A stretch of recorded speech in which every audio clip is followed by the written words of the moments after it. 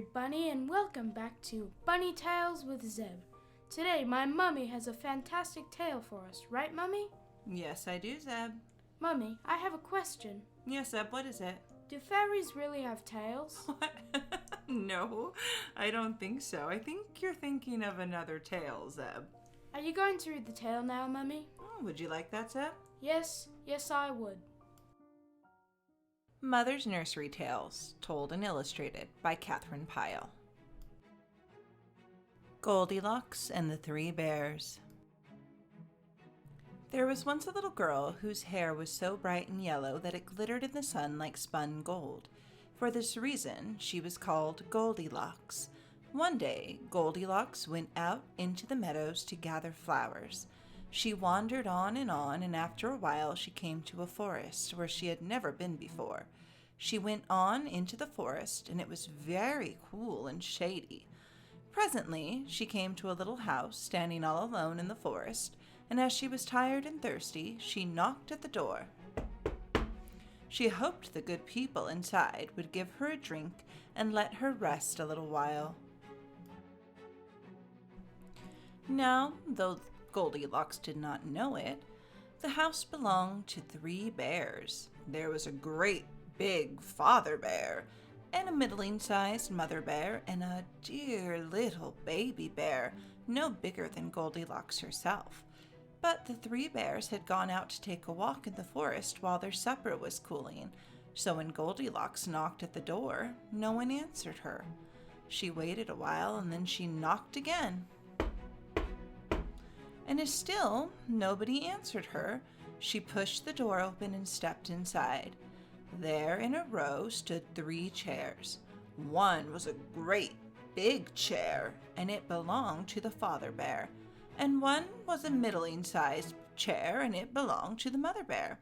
And one was a dear little chair, and it belonged to the baby bear.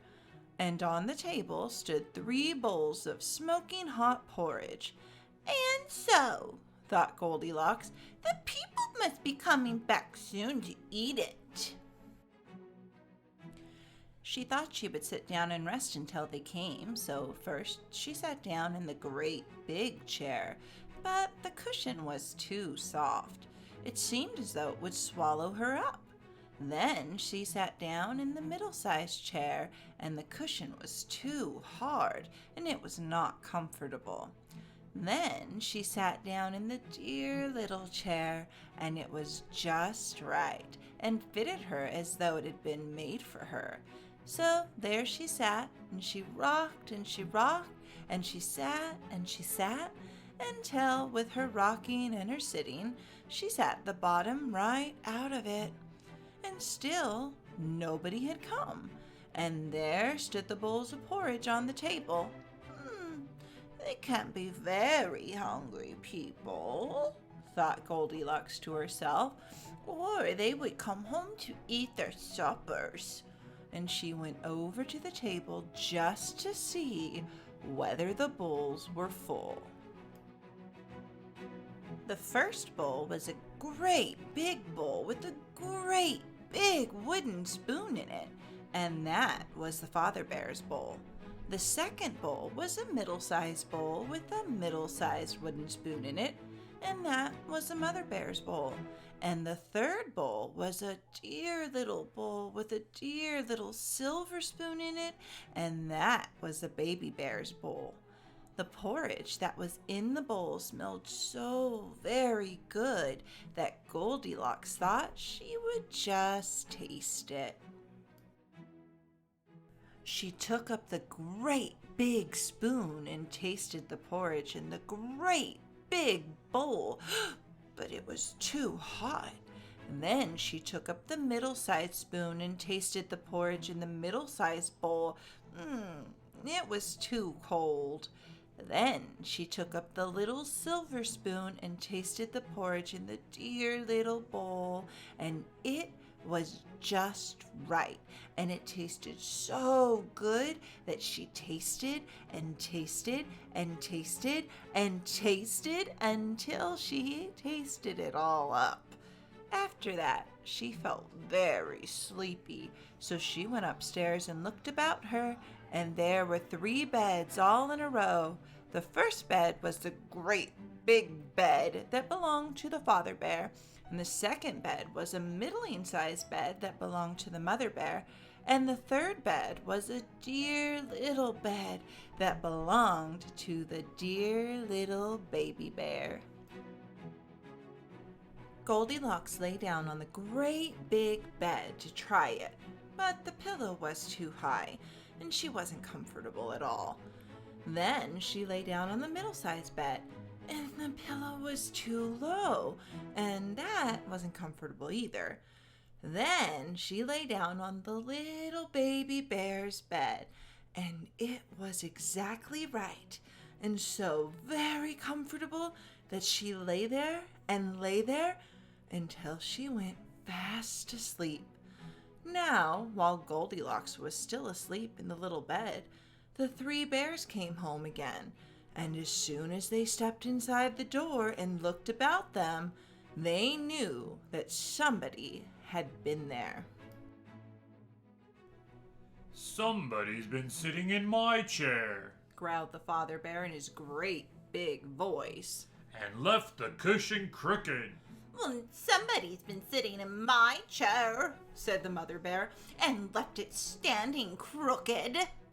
And somebody's been sitting in my chair. Squeaked the baby bear in his shrill little voice. And they've sat till they've sat their bottom out. And he felt very sad about it. Then the 3 bears went over to the table to get their porridge. "What's this?" growled the father bear in his great big voice.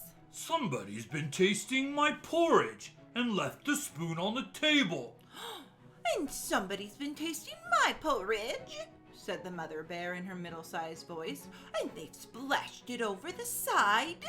And somebody's been tasting my porridge. Squealed the baby bear. And they've tasted until they've tasted it all up.